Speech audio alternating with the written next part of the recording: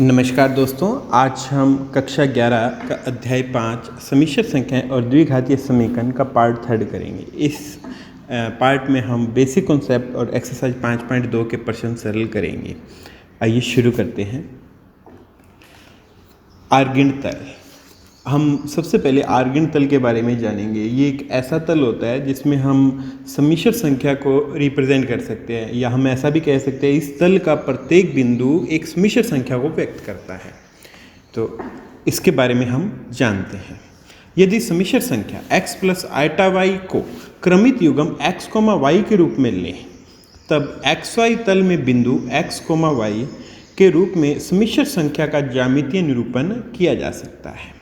जैसे समिश्र संख्या हमने ली 2 प्लस 4 आइटा, तो हम इसे बिंदु a 2,4 से निरूपित कर सकते हैं। इसी प्रकार से अन्य समिश्र संख्याएं ली हमने, जैसे -2 प्लस 3 आइटा, तो हम इसे b बिंदु -2,3 से रिप्रेजेंट कर सकते हैं। तो इन समिश्र संख्याओं को, ठीक है, हमने a, b, c, d, e, f इस प्रकार के बिंदुओं से व्यक्त कर दिया है। जैसे 2,4 है तो इसे हमने a बिंदु से लिखा, और -2 प्लस 3 आइटा इस बिंदु को हम इस समिश्र संख्या को हमने बिंदु -2,3 से रिप्रेजेंट किया।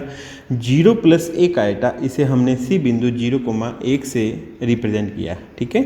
यहाँ हमने इसी प्रकार से 2 प्लस 0 आइटा इस बिंदु को हमने इस मिश्र संख्या को हमने बिंदु d 2,0 से रिप्रेजेंट किया। इसी प्रकार से -5, -2 आइटा को बिंदु e -5, -2 से इस तल में व्यक्त किया जा सकता है। और 1 -2 आइटा को f बिंदु 1, -2 से रिप्रेजेंट किया जा सकता है। तो देखिएगा, इन समिश्र संख्याओं को हमने इस तल में बिंदुओं से रिप्रेजेंट किया। तो ये जो तल है xy तल है, ये अब समिश्र तल या आर्गिन तल कहलाता है, क्योंकि इस तल का प्रत्येक बिंदु एक समिश्र संख्या को व्यक्त करता है। जैसे हमने ये बिंदु ले लिया a, तो ये बिंदु हमारे पास में 2,4 है, तो हम इसके संगत समिश्र संख्या लिखेंगे 2 प्लस 4 आइटा। इसी प्रकार से जैसे ये b बिंदु है, ठीक है, ये इसके निर्देशांक -2,3 है, तो इसके संगत समिश्र संख्या कितनी हो गई? -2 प्लस 3 आइटा, ठीक है। और जैसे ये d बिंदु है, इसके निर्देशांक 2,0 है, तो इसके संगत समिश्र संख्या हो जाएगी 2 प्लस 0 आइटा। और ये c बिंदु है 0,1, इसके संगत समिश्र संख्या हो जाएगी 0 प्लस 1 आइटा, ठीक है। अर्थात इस तल का प्रत्येक बिंदु एक समिश्र संख्या को व्यक्त करता है। इसी कारण से इस तल को हम आर्गिन तल या समिश्र तल कहते हैं। तो हम इसकी परिभाषा देते हैं। तल जिसमें प्रत्येक बिंदु को एक समिश्र संख्या द्वारा निर्दिष्ट किया गया है, समिश्र तल या आर्गिन तल कहलाता है। आर्गिन तल में x अक्ष और y अक्ष क्रमशः वास्तविक अक्ष और काल्पनिक अक्ष कहलाते हैं। आर्गिन तल में समिश्र संख्या x प्लस आइटा y का मापांक बिंदु P x, y से मूल बिंदु O 0,0 के बीच की दूरी OP द्वारा व्यक्त किया जाता है।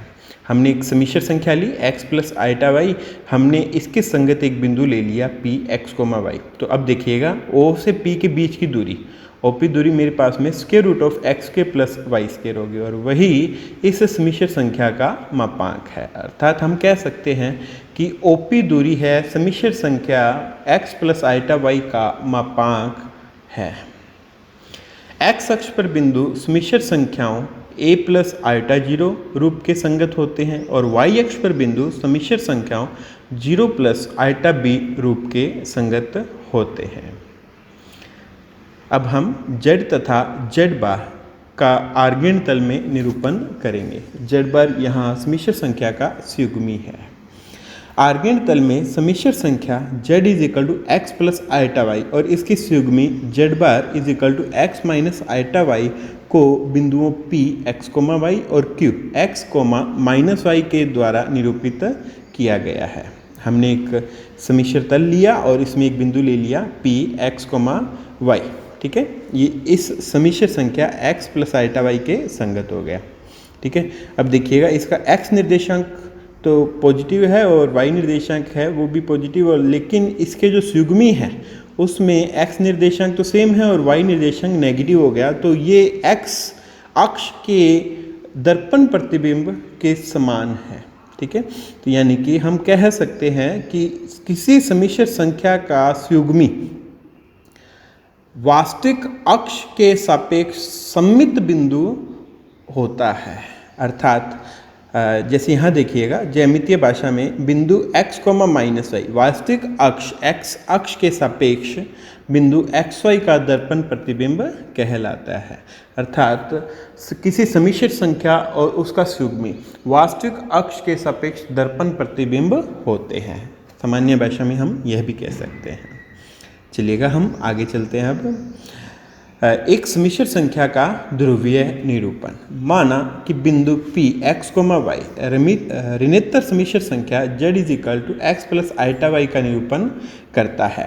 हमने एक समिश्र संख्या ली, P से निरूपित कर दिया जिसे x, y जिसके निर्देशांक है, यानी कि यहाँ से लेकर यहाँ तक की दूरी x और यहाँ से लेकर यहाँ तक की दूरी ये हमारे पास में y हो गई। ठीक है, और अगर मैं OP दूरी r लूँ, ओके, और x अक्ष के साथ इस OP का बना हुआ कोण थीटा लिया जाए, माना OP = r और OP x अक्ष की धनात्मक दिशा से थीटा कोण बनाता है, तब r, थीटा से अद्वितीय रूप से निर्धारित किया जा सकता है। P को हमने एक r, थीटा बिंदु से भी व्यक्त कर सकते हैं। जैसे P के निर्देशांक x, y थे, ये तो कार्तीय निर्देशांक होंगे, और ध्रुवीय निर्देशांक r, थीटा। जहाँ r है O से लेकर P तक की दूरी होती है, और थीटा OP का x अक्ष के साथ बनाया गया कोण होता है।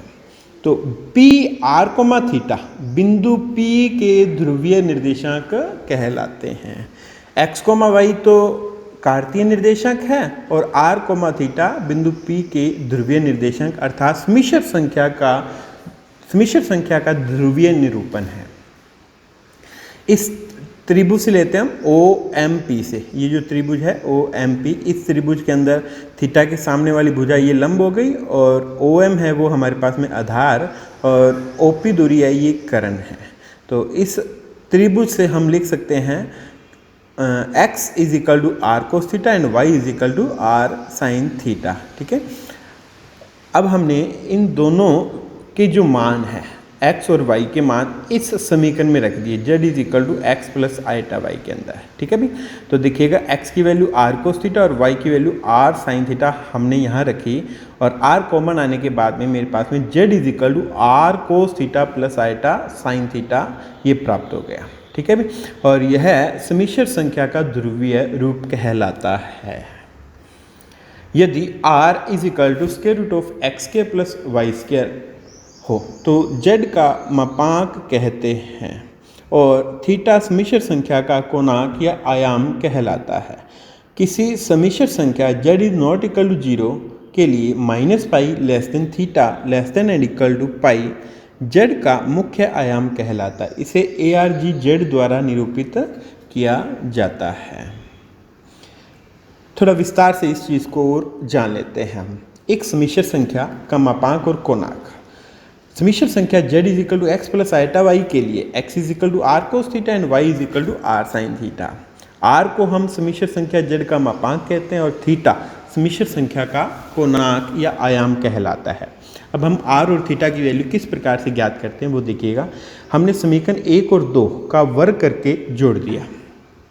ठीक है, तो हमें प्राप्त होगा x² + y² = r² cos² theta + r² sin² theta.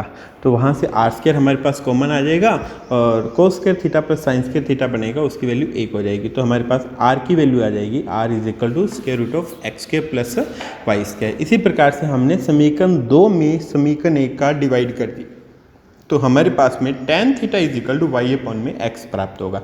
यहाँ से थीटा = आ जाएगा tan इनवर्स y/x। ठीक है, यहाँ जो थीटा है वो कोणांक है, और ये जो कोणांक इसका मुख्य आयाम है -π से π के बीच में होता है।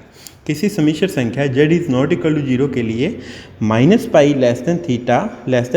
< π, यानी कि जो कोणांक है -π से π के बीच में और π के इक्वल भी हो सकता है, ये मुख्य आयाम कहलाता है, और इसे ARGZ से निरूपित किया जाता है।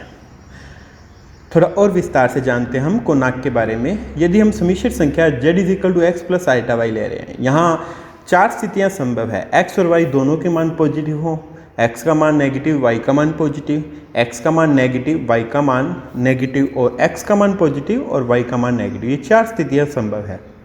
इन चारों के लिए हम थीटा किस प्रकार से ज्ञात करेंगे, कोणाक किस प्रकार से ज्ञात करेंगे, उसके बारे में जानते हैं।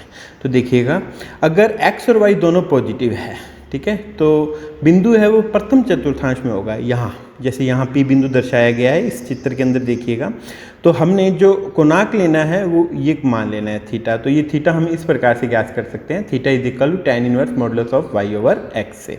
लेकिन x का मान नेगेटिव और y का मान पॉजिटिव हो, ठीक है, तो यह बिंदु सेकंड चतुर्थांश में होगा, जैसे इस चित्र के अंदर दर्शाया गया है, ठीक है। यहाँ बिंदु हमने P ले लिया और इसके लिए थीटा है वो ये एंगल हो जाएगा यहाँ से लेकर यहाँ तक, ठीक है। तो हम ये ज्ञात करेंगे, theta is equal to pi minus tan inverse y over x से, ठीक है। और अगर मान लीजिएगा x और y दोनों के मान नेगेटिव है तो बिंदु तृतीय चतुर्थांश में होगा और इसके लिए हम theta tan inverse y over x का मॉडुलस माइनस पाई से ज्ञात करते हैं, क्योंकि नेगेटिव एंगल हो जाएगा, विपरीत डायरेक्शन में है। इसी प्रकार से अगर x का मान भी पॉजिटिव और y का मान भी y का मान नेगेटिव हो तो यह समिश्र संख्या चतुर्थ चतुर्थांश में होगी, ठीक है, और जिसे हम इस चित्र से व्यक्त कर सकते हैं। और इसके लिए जो एंगल है हमारे पास में थीटा, वो minus tan inverse y over x के बराबर होगा। तो विद्यार्थियों, आपने इन मानों को थोड़ा ध्यान में रखना है। प्रथम चतुर्थांश के लिए tan inverse y over x और द्वितीय के लिए पाई माइनस करके निकालेंगे और तृतीय के लिए tan inverse y over x minus पाई करके ज्ञात करेंगे और चतुर्थ चतुर्थांश के लिए हम कोणाक minus tan inverse y over x से ज्ञात करेंगे, ठीक है। चलिएगा, हम अब थोड़ा और विस्तार से जानते हैं। किसी समिश्र संख्या का कोणाक अद्वितीय नहीं होता है। यदि समिश्र संख्या z is not equal to 0 का कोणाक थीटा है तो थीटा प्लस 2n पाई, जहाँ n बिलोंग्स टू i, भी उसके कोणाक है। समिश्र संख्या z is not equal to 0 का कोणाक जो minus pi less than theta less than and equal to pi अंतराल में है, मुख्य कोणाक कहलाता है। इस अंतराल के जो थीटा के मान आएंगे वह तो मुख्य कोणाक और इसके अलावा भी कोणाक संभव है। सम्मिश्र संख्या 0 का कोणाक अपरिभाषित है। यदि सम्मिश्र संख्या अक्षों पर है तब कोणाक, यदि x अक्ष पर है तो उसका कोणाक 0 होगा और माइनस x अक्ष पर है तो उसका कोणाक पाई होगा। इसी प्रकार y अक्ष पर कोई सम्मिश्र संख्या है तो उसका कोणाक पाई बटा 2 और माइनस y अक्ष पर है तो उसका कोणाक माइनस पाई बटा 2। कुछ विशेष स्थितियाँ, 1 को हम समिश्र ध्रुवीय रूप में लिख सकते हैं, cos theta plus iota sine cos 0 plus iota sine 0। इसी प्रकार -1 को हम लिख सकते हैं cos pi plus iota sine pi, और आइटा को लिख सकते हैं कोस पाई बटा 2 प्लस आइटा साइन पाई बटा 2, और माइनस आइटा को लिखा जा सकता है कोस माइनस पाई बटा 2 plus iota sine minus pi बटा में 2। अब हम प्रश्नावली 5.2 के प्रश्न करते हैं, जिसमें पहला प्रश्न है, हमें कहा गया है प्रश्न के अंदर z is equal to -1 minus iota under 3। ये पहला प्रश्न है और इस प्रश्न में हमने करना क्या है, ऊपर लिखा गया है, प्रश्न 1 से 2 तक सम्मिश्र संख्याओं में प्रत्येक का मापांक और कोणाक ज्ञात कीजिए। हमने सम्मिश्र संख्या का मापांक और कोणाक ज्ञात करना है। तो अगर मैं ये सम्मिश्र संख्या x प्लस आइटा y के रूप में लूँ तो x का मान यहाँ -1 और y का मान माइनस का अंडर 3। तो हम जानते हैं ध्रुवीय रूप ज्ञात करने के लिए x is equal to r cos theta और y is equal to r sine theta, ठीक है। तो सबसे पहले हमने माना z is equal to r bracket में cos theta plus iota sine theta इसका ध्रुवीय रूप है। अब हमने वास्तविक और काल्पनिक भागों की तुलना कर ली। तो वास्तविक भाग यहाँ आर कोस थीटा और प्रश्न में हमारे पास में वास्तविक भाग -1 है, तो वास्तविक भाग बराबर हो गए, यानी कि -1 is equal to r cos theta, और काल्पनिक भाग माइनस का अंडर 3 और आर साइन थीटा ये बराबर होंगे, ठीक है। इनको हमने समीकरण नंबर 1 और समीकरण नंबर 2 से व्यक्त कर दिया।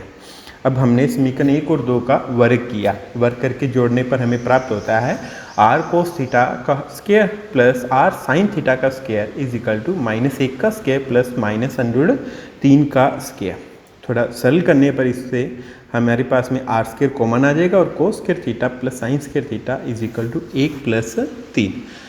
तो cos square theta plus sine square theta की वैल्यू 1 हो गई, तो हमारे पास में बना r square is equal to 4। क्योंकि मापांक एक धन राशि होती है तो इसलिए वर्गमूल लेने पर हमारे पास में केवल धनात्मक मान ही हमने मापांक लेना, अर्थ है आर का मान हमारे पास में 2 हो गया। क्योंकि x और y दोनों नेगेटिव है, क्योंकि प्रश्न में देखिएगा यहाँ -1 और माइनस आयटा अंडर 3 लिखा हुआ है, तो x और y दोनों राशि नेगेटिव है और दोनों राशि नेगेटिव है वो कौन से चतुर्थांश में होती है? तृतीय के अंदर, ठीक है। और तृतीय चतुर्थांश के अंदर हम थीटा का मान लिखते हैं, theta is equal to tan inverse modulus of y over x minus pi. और यहाँ y और x की वैल्यू हमारे पास में y की वैल्यू माइनस का अंडर 3 और x की वैल्यू -1, ये दोनों वैल्यू इसके अंदर हम पुट कर देते हैं। तो हमारे पास में theta is equal to tan inverse under 3 minus pi ये प्राप्त होगा, और अंडर 3 है वो tan की वैल्यू पाई/3 पर होती है। तो हम देखते हैं कि इसे सरल करने पर हमारे पास में -2 पाई/3 आ जाएगा। तो हमारा मापांक आ गया है r is equal to 2 and कोणांक आ गया है -2 पाई/3, ठीक है। तो हमारा प्रश्न यहाँ समाप्त हो जाता है। लेकिन अगर हमने इसे ध्रुवीय रूप में भी व्यक्त करना हो तो हम इस समीकरण में z is equal to r cos theta plus iota sine theta, इसमें r और थीटा की वैल्यू रख देंगे। तो रखने के बाद में हमारे पास में तो z की वैल्यू तो थी मेरे पास में -1 माइनस आयटा अंडर 3, ठीक है, इज इक्वल टू r की वैल्यू 2 और थीटा की वैल्यू -2 पाई/3। इस समीकरण में रखने पर हमारे पास में यह ध्रुवीय रूप भी प्राप्त हो जाता है। आगे के क्वेश्चनों में हमें ध्रुवीय रूप भी ज्ञात करना होगा। तो मापांक और कोणांक ज्ञात करने के पश्चात हम z is equal to r cos theta plus iota sine theta में वैल्यूज़ रखेंगे तो हमारे पास ध्रुवीय रूप ज्ञात हो जाएगा। चलिए आगे प्रश्न पे चलते हैं हम। प्रश्न संख्या 2, इसमें कहा गया है z is equal to minus का अंडर 3 प्लस आयटा, इसमें भी हमें मापांक और कोणांक ज्ञात करने हैं। तो हमने माना z is equal to r cos theta plus iota sine theta, और वास्तविक भागों की तुलना की और काल्पनिक भागों की तुलना की, तो हमारे पास में ये 2 समीकरणें प्राप्त होगी। दोनों समीकरणों का वर्ग करके जोड़ने पर हमारे पास में r की वैल्यू आ जाएगी, ठीक है। तो r बराबर हमारे पास में पिछले क्वेश्चन की तरह से 2 प्राप्त हो जाता है। क्योंकि यहाँ x का मान नेगेटिव और y का मान पॉजिटिव है, अतः समिश्र संख्या द्वितीय चतुर्थांश में है, और द्वितीय चतुर्थांश के लिए हम कोणांक लेते हैं theta is equal to pi minus tan inverse modulus of y over x। यहाँ x और y की वैल्यूज, x की वैल्यू तो -√3 है और y की वैल्यू 1 है। दोनों वैल्यूज़ रख दी हमने और सरल करने पर हमारे पास में आता है theta is equal to tan inverse 1/√3, और 1/√3 पाई ओवर 6 की वैल्यू होती है। तो इसे सरल करने पर पाई माइनस पाई ओवर 6 अर्थात 5 पाई/6, यहाँ हमारे पास 6 आएगा, ठीक है। ये थोड़ी सी यहाँ टेक्निकल मिस्टेक हो गई यहाँ से, ओके। अब हम इसका ध्रुवीय रूप भी ज्ञात कर लेते हैं, और ध्रुवीय रूप हमने ज्ञात कर लिया तो इसके लिए हमने इस समीकरण में रखा, ठीक है, z is equal to r cos theta plus iota sine theta. इस समीकरण में हमने r और थीटा की वैल्यू रखकर ध्रुवीय रूप ज्ञात कर लिया है, ठीक है। तो ध्रुवीय रूप में आ गया हमारे पास में -√3 plus iota is equal to 2 cos 5 पाई/6 प्लस आयटा साइन 5 पाई/6। चलिए नेक्स्ट क्वेश्चन पे चलते हैं हम। प्रश्न 3 से 8 तक समिश्र संख्याओं में प्रत्येक को ध्रुवीय रूप में रूपांतरित कीजिए। जैसे हमने प्रश्न संख्या 1 और 2 को सरल किया था, ठीक उसी प्रकार से आगे के प्रश्नों को सरल करते हैं। प्रश्न संख्या 3 में हमें कहा गया है z is equal to 1 minus iota, ठीक है। तो हमने इसको ध्रुवीय रूप मान लिया, z is equal to r cos theta plus iota sine theta. वास्तविक और काल्पनिक भागों की तुलना की हमने, तो वास्तविक भाग 1 is equal to r cos theta और काल्पनिक भाग -1 is equal to r sine theta. दोनों का वर्ग करके जोड़ने पर हमें r का मान प्राप्त हो जाता है √2। और इसी प्रकार से चूंकि x का मान पॉजिटिव है और y का मान यहाँ नेगेटिव है, अतः समिश्र संख्या चतुर्थ चतुर्थांश में, और चतुर्थ चतुर्थांश के लिए थीटा का मान होता है कोणांक theta is equal to -tan inverse modulus of y over x। और वैल्यूज़ रखने पर हमारे पास में ये बनता है theta is equal to -tan inverse 1, और एक वैल्यू है वो पाई/4 की होती है, अतः कोणांक का मान हमारे पास में आ जाएगा -पाई/4। और इसको हम इस समीकरण में लिखें z is equal to r cos theta plus iota sine theta, में लिखें तो हमारे पास में ध्रुवीय रूप ज्ञात हो जाएगा। अतः ध्रुवीय रूप आ गया है 1 minus iota is equal to √2 bracket में कोस माइनस पाई बटा 4 plus iota sine minus pi बटा में 4। हमारा क्वेश्चन पूर्ण हुआ।